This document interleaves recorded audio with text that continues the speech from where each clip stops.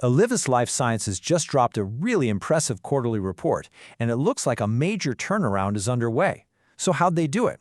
Well, we're going to break down their latest investor report, piece by piece, and figure it out. Let's dive right in. You know, right off the bat, the company's CEO, Dr. Yasir Raji, sets this really confident tone. He's not just saying, hey, things went well. He's saying they went well exactly as they'd planned. So this wasn't some lucky break, right? This was an engineered recovery, which makes you wonder, what was the plan and just how well did it actually work? Okay, here it is. The headline number, 22.1%. That's the year-over-year growth in their core operational profit, or EBITDA. That is a huge jump, and it tells us the company isn't just selling more stuff, it's becoming way more profitable. So what's hiding behind this big number? The first, and you could argue the biggest piece of this whole puzzle, is the comeback story of their CDMO division. This part of the business was the real engine behind the turnaround this quarter. Now, before we get any further, you might be asking, what in the world is a CDMO? Well, think of it like this. Alivus' CDMO arm is like a world-class custom kitchen for other pharmaceutical companies. They've got the expert chefs and the high-end equipment to help other firms develop and manufacture their drugs. It's a super specialized and really valuable service. And this is where the story gets really, really exciting. I mean, just look at the scale of this growth. Revenue literally doubled from the last quarter and shot up over 85% from the same time last year. That's not just growth, folks, that's an explosion. This division was the rocket fuel for the entire company's comeback. And here's the key takeaway. This wasn't just some single, massive order that came in. The growth came from two places at once. Their existing clients were doing more business with them, and brand new projects started kicking in revenue. That shows a really healthy, expanding pipeline, not just a one-off win. But, you know, while the CDMO business was the star of the show, every star performer needs a solid stage to stand on. And for Alivus, that stage is its generic API business. This is the foundation of the whole company. This chart really puts it all into perspective. Just look at the revenue mix. As exciting as the CDMO growth is, the generic API business, that's making the core ingredients for common drugs, still brings in about 90% of the money. It is the absolute bedrock of the entire company.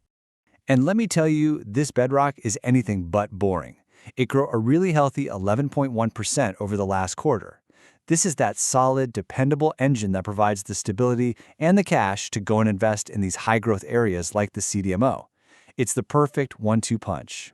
And if we dive just a little deeper, you'll see that a whopping 83% of their business is in what they call regulated markets.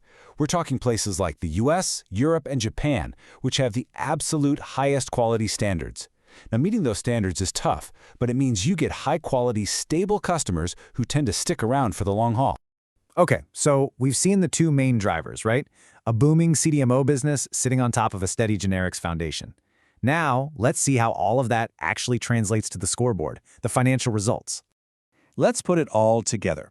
What do all these business trends actually mean for the company's bank account at the end of the day? All right, first up, the top line. Total revenue from their operations hit over 6.7 billion rupees for the quarter. In simple terms, that's the grand total of everything they sold. Next is EBITDA, which we talked about earlier, clocking in at nearly 2.5 billion rupees. This gives us a really clean look at how profitable their core business is before you factor in stuff like interest and taxes. It tells you how well the actual business is running. And finally, we get to the bottom line, profit after tax, or PAT.